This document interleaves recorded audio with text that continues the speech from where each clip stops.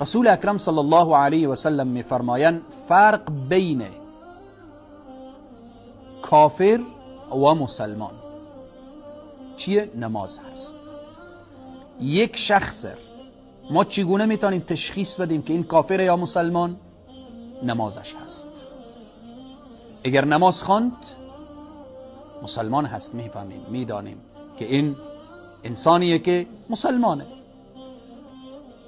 اگر نماز نخواند و باور به نماز نداشت، اعتقاد به نماز نداشت، که 100 مرتبه هم کلمه بگه، لا اله الا الله بگه، کافر هست. نماز خیلی مهمه. الله سبحانه و تعالی میفرمایه ان الصلاة تنها عن الفحشاء والمنکر. اگر نماز درست و صحیح خوانده شد، انسان را از فحشا و منکر، از هر نوع کار زشت و ناروای انسان را باز میداره.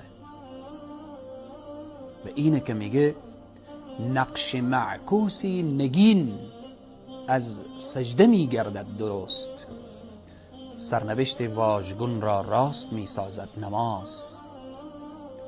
میخواید مشکلات تو حل بشه، درست نماز بخوان. مشکلات دینی و دنیوی، رنج داری، مشکلات داری، مشقت سر تو آمده، استعینوا بالصبر والصلاة، نماز بخوان. غم و اندوه بر سر تو ریخته، نماز بخوان و این نماز رو درست بخوان. چگونه درست خوانده میشه؟ آداب نماز را رعایت بکن. از جمله آداب نماز اخلاص هست. نماز را به خاطر الله بخوان. این صلاتی شعار من و توست، نه تنها شعاری که به زبان ما باشه، باید جنبه عملی داشته باشه. این صلاتی و نسکی و محیای و مماتی لله رب العالمین لا شریک له. اخلاص. الله سبحانه وتعالى میفرماید و ما امروا الا ليعبدوا الله مخلصین له الدین حنفاء. و ما امروا،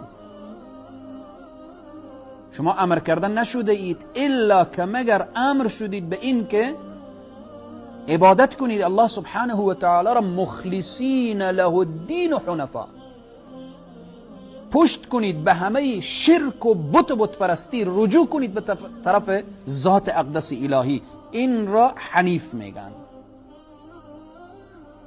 بعد از این که میگه له الدین حنفاء، اشاره میکنه و یقیم الصلاة، و نماز برپا دارید. بعد از توحید و یکتاپرستی الله سبحانه و تعالی حکم نماز را بیان میکنه.